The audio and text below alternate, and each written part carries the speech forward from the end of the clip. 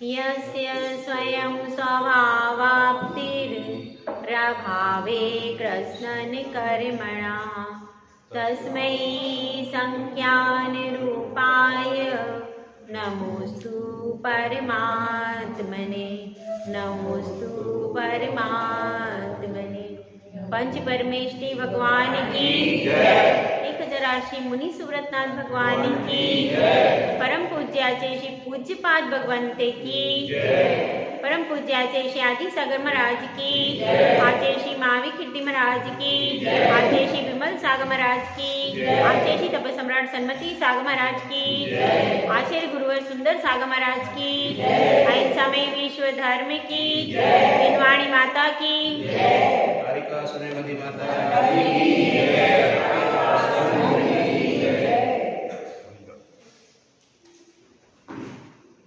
संघर्ष और उत्कर्ष दो शब्द हैं। संघर्ष और उत्कर्ष ये दो शब्द हैं।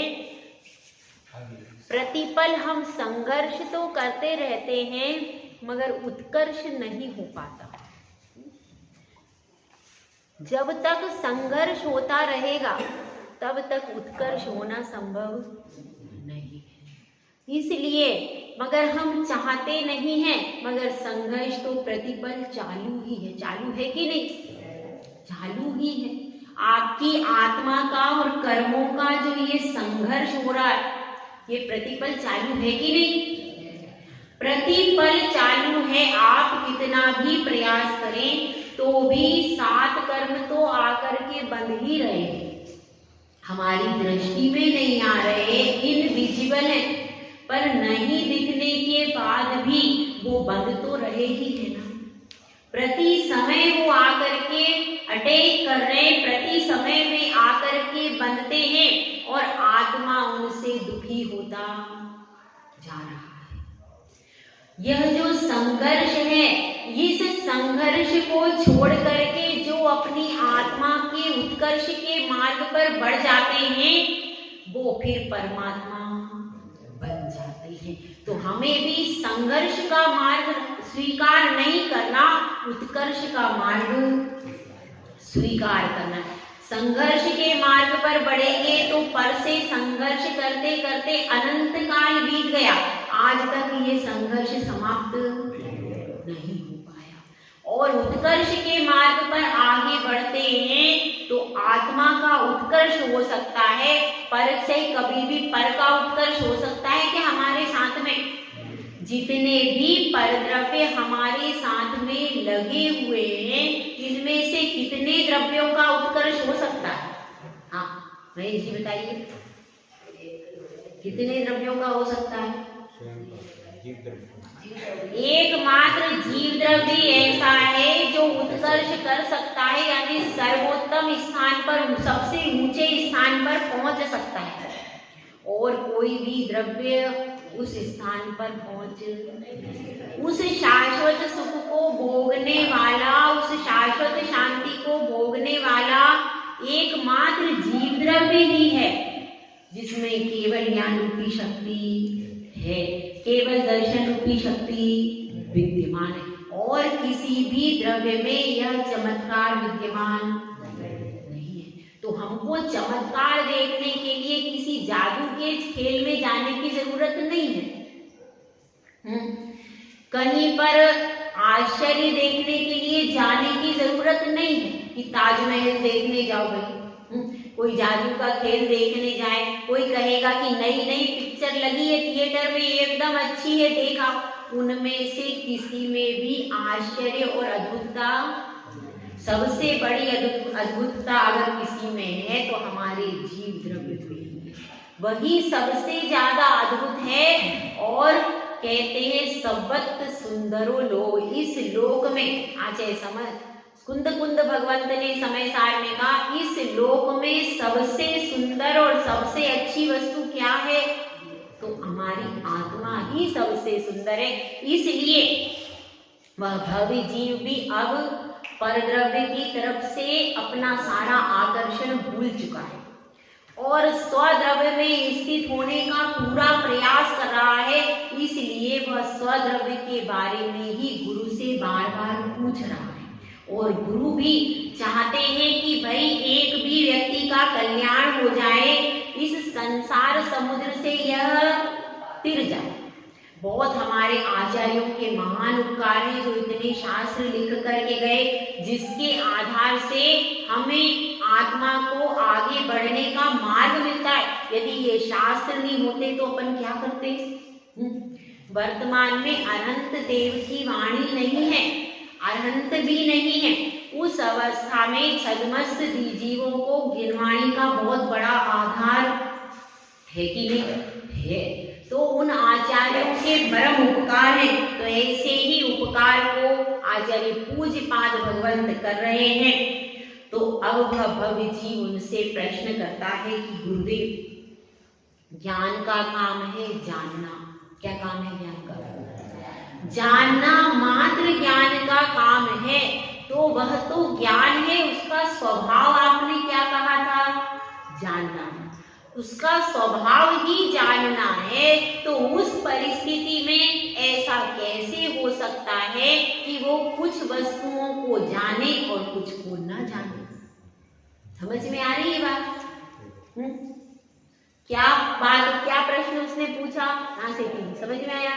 क्या प्रश्न उसने पूछा? उसने यह प्रश्न पूछा कि ज्ञान का काम तो जानना है, और सब जगह यह बात प्रसिद्ध है कि नहीं? प्रसिद्ध। फिर ऐसा कैसे हो सकता है कि वस्तुएं उसके सामने आए, वस्तुएं उसके पास में हो, और वह एक को जाने और एक को न जाने? ऐसा कैसे संभव हो सकता है? तो गुरुदेव इस प्रश्न का उत्तर इस कारिका में दे रहे हैं। अगच्छं तद विशेषाणां मन विज्ञस्य जायते, अज्ञात तद विशेषस्तु बध्यते न विमुच्यते। अगच्छं तस् विशेषाणां। अगच्छं मतलब क्या है इसका? आगच्छन यानी गया नहीं है। कहां पर?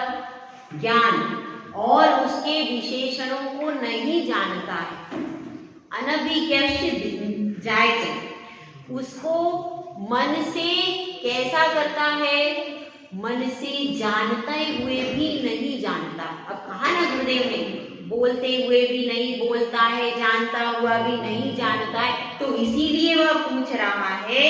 तो गुरुदेव जवाब दे रहे हैं कि उनको तो जानता है, लेकिन उनकी विशेषता को नहीं जानता है। उस विशेषता में अपना उपयोग नहीं लगाता है।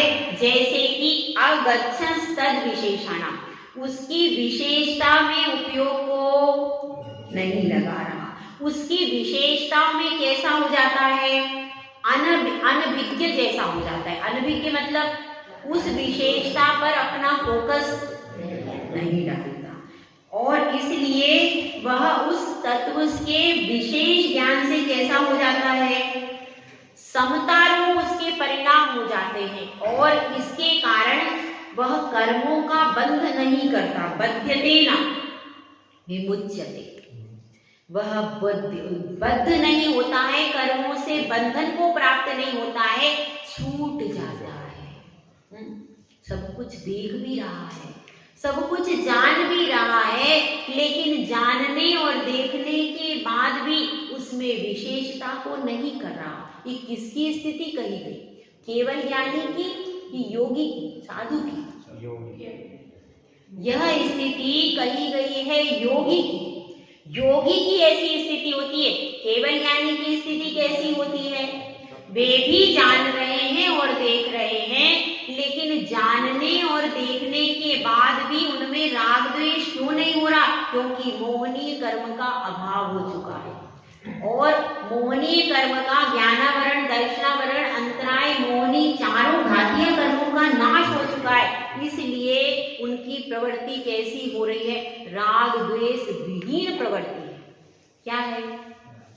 राग द्वेष से रहित प्रवृत्ति उनकी हो रही है, लेकिन यहाँ पर तो राग द्वेष का सद्भाव है कि नहीं है? कौन सा राग द्वेष है इसमें? संजलन कषाय, संजलन क्रोध मान माया लोभ का उदय है और हास्यादि 9 कषाय का भी उदय है। तो कितनी हो गई कषाय? 13 हो गई। ठीक है, तो ये 13 कषाय का तो सद्भाव योगी जन को है ही ना। जो छठे गुण स्थानवर्ती योगी, उन्हीं की चर्चा यहाँ पर चल रही है। तो उन योगियों को ये सारी कषाय भी उदय में है और वस्तुओं को, पदार्थों को वो भी देख रहे हैं, जान रहे हैं। फिर इसमें क्या बात विशेष है कि वे जानते हुए भी उनकी प्रवृत्ति कैसी हो रही है? अलग प्रकार की हो रही, हमसे तो अलग प्रकार की हो रही है। और ये बात खास है, हर व्यक्ति वस्तु को जानता है और उसकी जो चिंतन है अलग प्रकार का होता है। वस्तु को देखने के बाद भी, जानने के बाद भी आप 10 व्यक्ति, 10 बेटे एक ही माँ के बिठा दोगे तो भी 10 व्यक्तियों का चिंतन अलग अलग ही आएगा। ये ज्ञान की विशेषता है। तो इसमें यह बता रहे हैं, जैसे कि हम बाजार में जाते हैं, ठीक है, हमने सोच लिया है आज हमको साड़ी खरीदना है। क्या खरीदना है? रेखा जी क्या खरीदना है? साड़ी खरीदने के लिए रेखा जी गई और महेश जी को नहीं लेके गई, क्योंकि उनको लगता है टाइम वेस्ट हो जाएगा, इसलिए उनको लेकर कभी नहीं जाती, अपनी फ्रेंड्स को लेके जाती। तो साड़ी खरीदने के लिए गई है।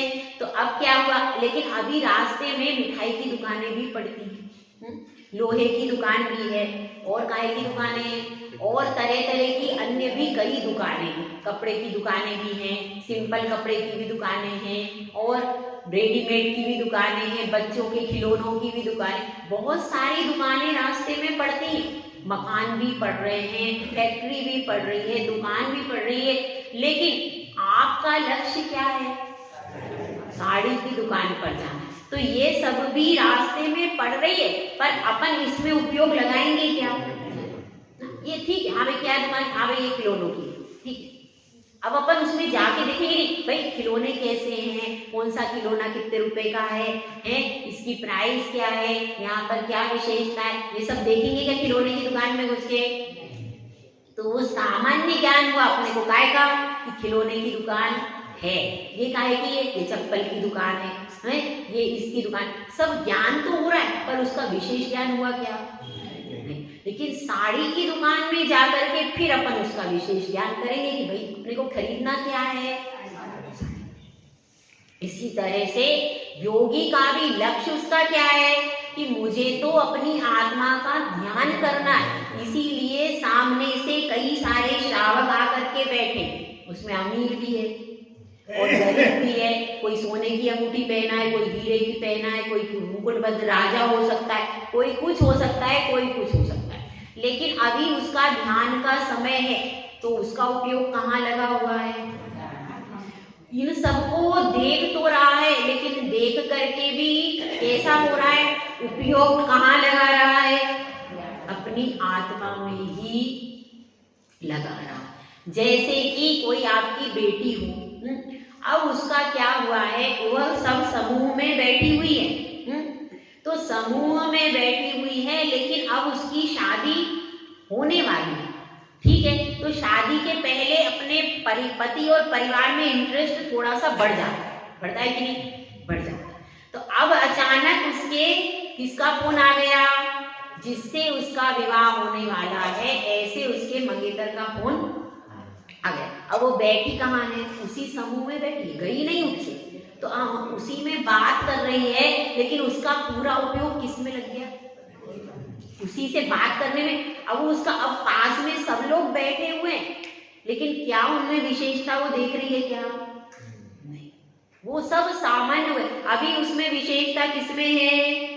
जिससे वो बात कर रही है, केवल उसी में उसका पूरा उपयोग लग गया। उसमें वो विशेषता से बात करें, उसको इंटरेस्ट से बात करें कि आप कहाँ गए थे, क्या कर रहे थे, कहाँ पर थे, सारी इंक्वायरी निकालती हैं महिलाएं, उनकी आदत होती है, तो इंक्वायरी वहाँ पूरी निकाल रही है। मगर इधर भी सब बैठे हैं, भाई भी उसका है, पापा भी बैठे हैं, मम्मी भी बैठे, सब बैठे, लेकिन वो कैसे हो गए? अब सामान्य हो गए। अब उनके ऊपर उसका उपयोग ऐसे हमारे जीवन में भी कई बार होता है।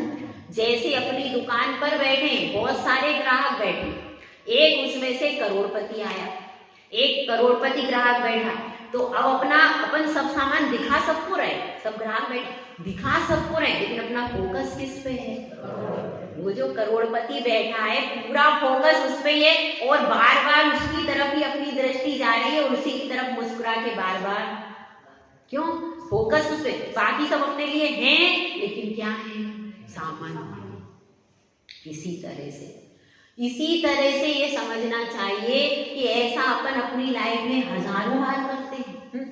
अब अपने परिवार में भी अपन जाते हैं, जैसे कि एक स्त्री है, अब उसका विवाह हो गया, विवाह होकर के उसके घर में गई है, घर में उसके स्वामी भी बैठे, देवर भी है, देवरानी भी है, जेठ भी है, सब लोग बैठे और भोजन करवा रही है। भले ही वो सामान्य रूप से सबको एक जैसा ही परोस रही है, लेकिन फिर भी ध्यान किसके दिमाग में क्या चलेगा कि इनको अच्छा मिल जाए, इन्होंने सही से खाया कि नहीं, इनका पेट भरा कि नहीं है। दे सबको समान रही है, वो अलग अलग नहीं दे रही, लेकिन चिंतन किसका करेगी? पति का। बाकी सब भी हैं लेकिन उनका चिंतन करेगी, देवर जी को क्या लगा, कोई मतलब। फोकस किस पे है? गलत है कि सही है? ऐसा होता है। तो इस तरह से अपन भी ऐसा करते हैं कि नहीं, कि किसी को तो विशेषता सहित जानते हैं और अन्य द्रव्यों में विशेषता होते हुए भी उस विशेषता से जानते। जैसे हम जा रहे हैं ट्रेन में, और आपको उदाहरण देते हैं, ट्रेन में बैठ करके अपन जाते हैं तो कितनी स्पीड से ट्रेन चलती है, तो रास्ते में कई वृक्ष होते हैं, कोई गली आती है, कोई फैक्ट्री आती है, कोई मकान आते हैं, कई गांव आ जाते हैं, बड़े बड़े शहर आ जाते हैं। उन सारे शहरों को, गांवों को, मंदिरों को, जलाशयों को, तालाबों को, झरनों को, सबको पार करके वो ट्रेन आगे जाती है। वह ट्रेन सबको, किसी को विशेषता से देखती है क्या?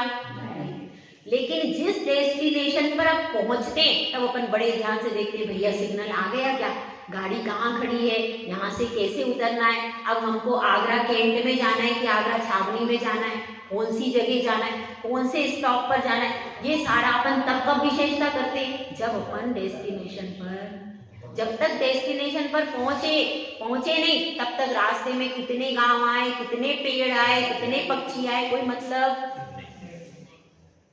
इसी बात को यहाँ पर कह रहे हैं आचार्य परमेश जी कि वह योगी पूरा फोकस अपनी आत्मा को दे रहा, और आत्मा को फोकस देने के कारण बाहर के समस्त परद्रव्य के विषय में वो कैसा हो गया है, पूरा उसको इतना गौण कर दिया है कि वो उनको जानते हुए भी नहीं जान, उनको सामान्य रूप से जान रहा है लेकिन विशेष रूप से नहीं जान रहा। इसीलिए उनकी विशेषताओं के बारे में कैसा हो गया है, अनभिज्ञ हो गया। और इसीलिए जब वह परद्रव्य के विषय में बिल्कुल अनभिज्ञ हो गया तो परद्रव्य के संबंध में बंध कैसे होगा? ठीक है, जिस तरफ आप उपयोग लगाओगे, आप अपने कमरे में अच्छे से बैठे, इतने में किसी से कोई आपका शत्रु आ गया और शत्रु आकर के आपके ऊपर बरस गया। अब वह शत्रु बरस गया लेकिन हमने सोच लिया था हमको कुछ नहीं करना है, हम हाथ पर हाथ रख के शांत बैठे रहे, वो आया और चला गया। अब बताइए, आपने कोई प्रतिक्रिया नहीं दी और अपने मन वचन काय में भी हमको तो क्षमा भाव करना है, बिल्कुल विशुद्धता बनाए रखी। क्या कर्मों का बंध आपको उस समय नवीन कर्मों का बंध होगा क्या? पूर्व का कर्म तो था, आपने कुछ किया होगा तब वो लड़ने को आया, लेकिन अभी नवीन कर्म बंधेगा क्या? क्यों नहीं बंधेगा? इसीलिए नहीं बंधेगा कि आपने उसमें कोई भी राग द्वेष की प्रवृत्ति नहीं की और उसमें कोई विशेषता भी नहीं की। क्यों आए तुम, कहाँ से आए हो, कोई उसमें ध्यान भी नहीं दिया। तो योगी भी जब कोई आता है तो उसके प्रति कोई ध्यान विशेषता से नहीं देते। जब नहीं देते हैं, मौन रहते हैं, तो वह कर्म अपने आप धीरे धीरे छूटने लगते हैं तो कर्मों का बंधन नहीं होता है, विमुच्यते यानी कर्मों की निर्जरा होती चली जाती है। असंख्यात गुनी क्रम से निर्जरा यहाँ पर होती चली जाती, उसी बात को यहाँ पर बता रहे हैं। और देखिए अब वह शिष्य बड़ा प्रसन्न है, उसको आत्मा के आनंद की चर्चा सुनने में भी आनंद आता है। जिस वस्तु की चर्चा सुनने में इतना आनंद, जो चर्या होती होगी, जब उसके अंदर से जब वो झरना बहता होगा तब कैसा लगता होगा। तब उसका आनंद कौन जानता है, तो उसका आनंद तो योगी ही जानता है। जिस तरह से लड्डू कैसा होता है, कितना मीठा होता है, बताओ भाई, कोई बता दो, बताओ, समझा दो थोड़ा सा, कितना होता है? उसके आप लड्डू खा करके दूसरा व्यक्ति देखेगा तभी वो समझ पाएगा। आप शब्दों से मीठा है तो अनुभव शब्दों से नहीं होता, होता है क्या? अनुभव शब्दों से नहीं होता। अनुभव करने के लिए वैसी वस्तु को आपको खाना पड़ेगा, उसके बाद उसका। इसी तरह से आत्मा का अनुभव भी करने के लिए आत्मा के ध्यान में अंदर अंदर जाना पड़ता है, तब जाकर के उसका अनुभव होता है। अब इसमें पूछ रहे हैं, अब इसमें शिष्य आगे पूछ रहा है कि हे गुरुदेव, आत्मा तो अपनी है ऐसा आपने कहा, स्वद्रव्य क्या है भाई? अपनी आत्मा। स्वद्रव्य कैसा है? अपनी आत्मा स्वद्रव्य है और पुद्गल आदि अन्य जीव द्रव्य पर है, इतना आपने बताया था। तो हे गुरुदेव, यह बताइए अपनी वस्तु को प्राप्त करने का क्यों उद्यम करना? अपनी वस्तु तो अपनी है ही, ठीक है। जो वस्तु अपनी ही है उसको प्राप्ति का क्या पुरुषार्थ करना, वो तो अपनी है। तो गुरुदेव इस प्रश्न का उत्तर दे रहे हैं। परस्ततो दुःख मात्मेवात्मा ततः सुखम अतएव महात्मानस् तन्निमित्ते कृत्योद्यमः। परस्ततो दुःख, पर व्यक्ति के संबंध में जितना भी विकल्प संकल्प होता है उससे दुख ही उत्पन्न होगा, कभी भी सुख की उत्पत्ति तो नहीं हो सकती। और मात्मा तथा सुखम, और अपनी आत्मा के द्वारा जो उत्पन्न हो रहा है उससे हमेशा सुख ही होगा। इसलिए क्या कहा गया? इसीलिए तो अब यहाँ पर परेशानी क्या है कि आत्मा अपने पास है तो सही, उसमें कोई दिक्कत वाली बात, कहीं से बाहर से खोजने नहीं जाना। कहाँ जाना है आत्मा को खोजने? अपने पास ही है और अपने पास से कभी जाएगी भी नहीं, दूर जा सकती है क्या? ज्ञान दर्शन आत्मा से बाहर जाएगा क्या? नहीं जाएगा। फिर उद्यम क्या करना है?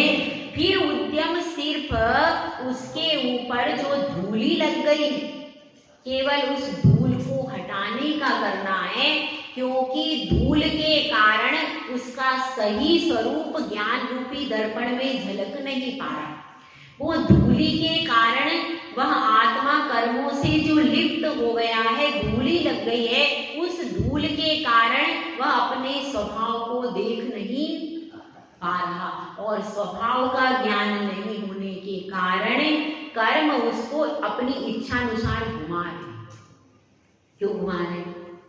कर्म इसीलिए घुमा रहे, अगर आप उस धूली से आच्छादित नहीं होते तो क्या कर्म आपको अपने प्रभाव में ले लेते? नहीं ले सकते। इसलिए वह आत्मा है तो अपनी, लेकिन वर्तमान में उनके ऊपर प्रभाव किसका पड़ गया? कर्मों का। वह धूल लग गई कर्मों की, उस कर्मों की धूल से आच्छादित होने के कारण क्या स्थिति बनी है? इसलिए उस धूल को हटाने का पुरुषार्थ करना है। आत्मा तो आपकी ही थी, आपकी ही है और आपकी ही है।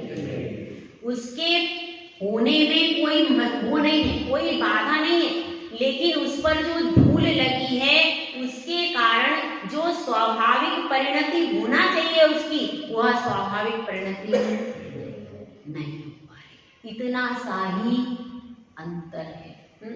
तो इसीलिए कहा गया है, इस अंतर को देखिए, प्रवचन सार में कहा गया है, जो जानति अरहंतारम दबत्त गुणत पज्यते ही सो जानति अपमानम मोहो खलु जदि तस्य लय।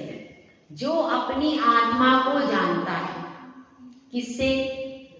पहले तो अरहंत भगवान को जानिए। पहले किसको जानना है? पहले अनंत भगवान को द्रव्य गुण और पर्याय से जानिए। कैसे जानेंगे? अनंत भगवान का जीव द्रव्य कैसा है? शुद्ध है कि अशुद्ध? शुद्ध। उनका शुद्ध द्रव्य है। और कैसा है? द्रव्य, द्रव्य गुण और पर्याय। और गुण का गुण कैसा है? गुण भी शुद्ध है। और तीसरी चीज क्या है? पर्याय भी शुद्ध है। लेकिन अब अपनी तरफ देखो, ये तो अनंत भगवान को जान लिया, द्रव्य शुद्ध है, पर्याय शुद्ध है, गुण शुद्ध है, घातिया कर्मों की अपेक्षा से शुद्ध है, पूर्ण शुद्ध नहीं है। सिद्ध भगवान के पूरा द्रव्य शुद्ध है, अनंत भगवान का द्रव्य केवल घातिया कर्मों की अपेक्षा से शुद्ध है। तो लेकिन अपना द्रव्य कैसा भैया? अपना तो अशुद्ध ही द्रव्य है वर्तमान में। व्यवहार से तो द्रव्य अशुद्ध ही है। शुद्ध निश्चय ने मात्र स्वभाव की अपेक्षा से द्रव्य शुद्ध है, लेकिन व्यवहार नहीं की अपेक्षा से तो वर्तमान मनुष्य पर्याय की अपेक्षा से द्रव्य शुद्ध है कि अशुद्ध है? अशुद्ध है। गुण कैसे हैं? गुण भी अशुद्ध हो रहे हैं। क्यों? क्योंकि उनमें जो परिणति चल रही है, वो परिणति कैसी हो रही है? वह परिणति पूरी, उसका परिणमन अशुद्ध ही हो रहा है।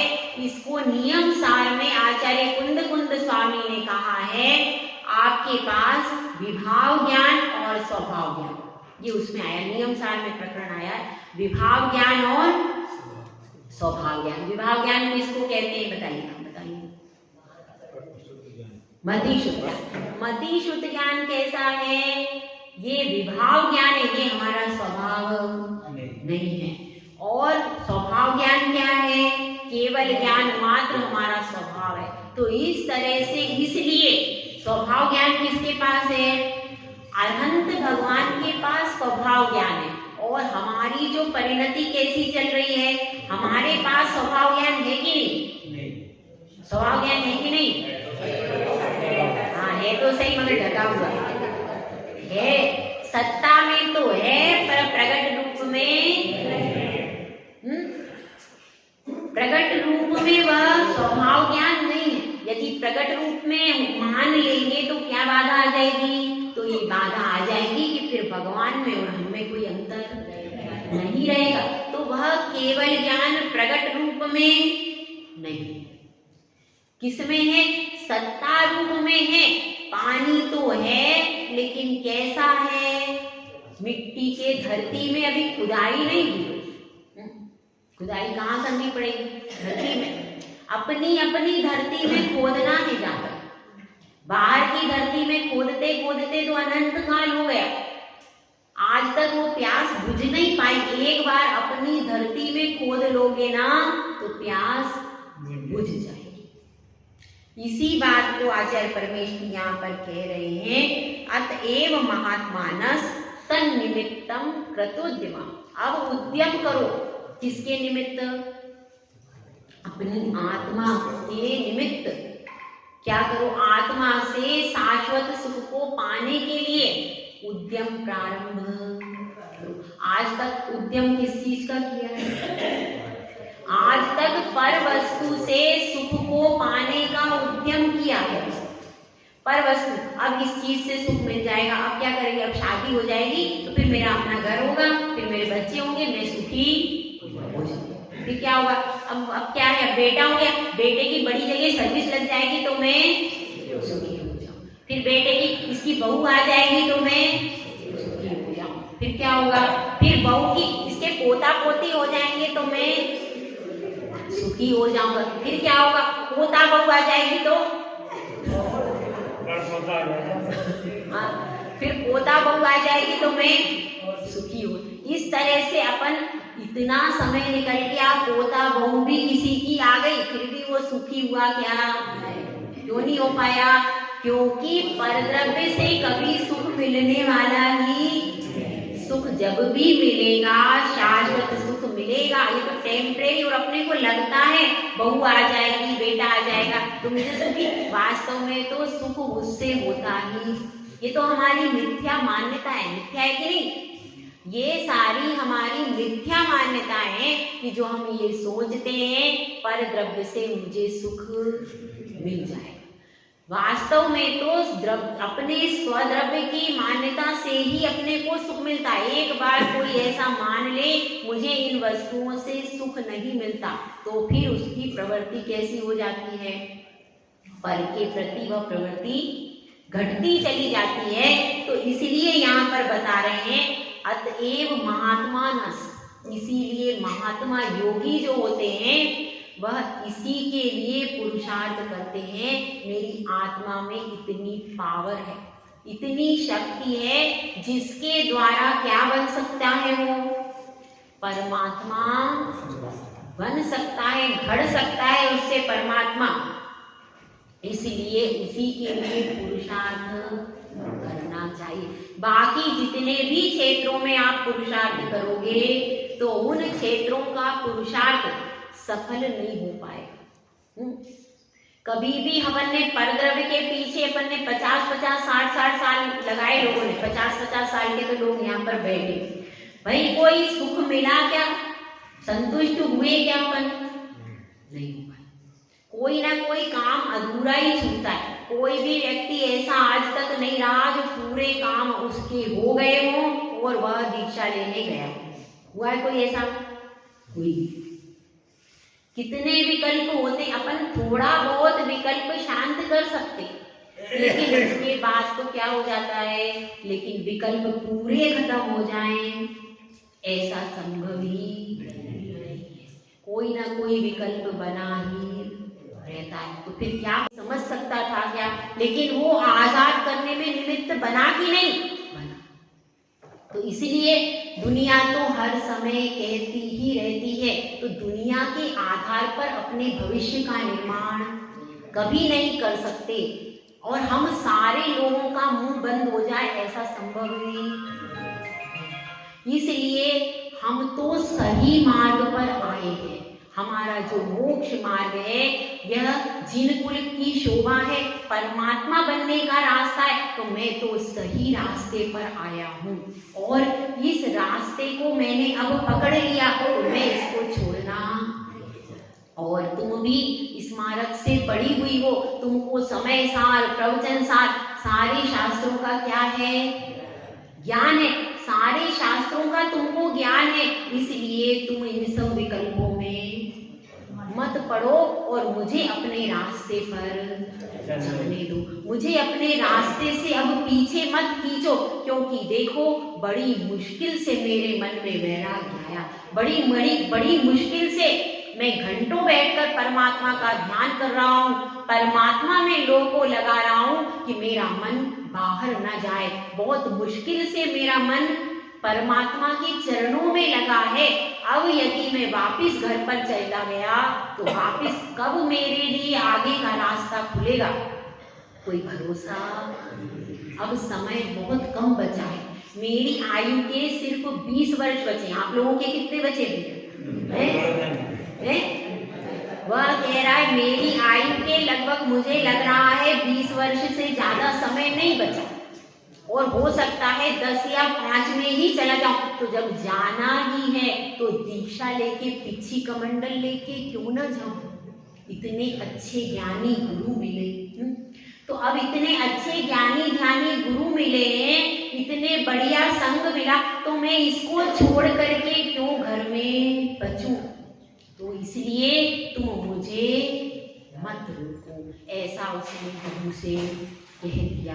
बहू उस समय कुछ बोल ही नहीं पाई और दोनों बच्चों को लेकर के वहां से आ गई। इधर ये सब परिवार के लोग, वहां पर महाराज जी का स्वाध्याय समापन हो गया, तो उसके बाद 5-10 मिनट महाराज जी ऐसे ही बैठते थे और कुछ श्रावक लोगों को समय रहता था, श्रावक चर्चा करते, तो उसी समय ये पूरा परिवार जाकर के महाराज जी के आगे बैठ गया और महाराज जी के आगे उन्होंने कहना शुरू किया कि महाराज जी आप हमारे पिताजी को, बेटा कहता है आप हमारे पिताजी को हमारे साथ में भेज दीजिए, आप आदेश दे सकते हैं, आप उनको आदेश दीजिए कि हाँ आप इनके साथ में घर पर चले जाइए। आप जो आदेश देंगे उसका पालन करेंगे, वो आपके शिष्य हैं। किसके शिष्य हैं? आपके शिष्य हैं। आप उनको आदेश दे दीजिए कि वे हमारे साथ घर पर चले जाएं। और इधर पत्नी कह रही है कि देखो मेरा जीवन कैसे रहेगा, स्त्री का जीवन तो उसके पति के साथ ही रहता है, यदि वे चले जाएंगे तो फिर परिवार वाले मेरे ऊपर उतना ध्यान नहीं देंगे, इसलिए मेरा जीना दूभर हो जाएगा और इसलिए आप मुझे उनके क्या कर दीजिए, उनको मेरे साथ घर पर भेज दीजिए। हम आपसे इतनी सी प्रार्थना लेकर के आए, हमारी छोटी सी प्रार्थना स्वीकार कर लीजिए। सब लोगों ने अपनी अपनी एप्लीकेशन लगा दी। अब महाराज धीरे से मुस्कुरा रहे हैं, आचार्य पूज्यपाद भगवंत धीरे से मुस्कुरा रहे हैं और धीरे से मुस्कुरा रहे। अब वो क्या उत्तर देते हैं इसको अपन शाम को देखेंगे। जय गुरु, जय सुंदर सागर महाराज।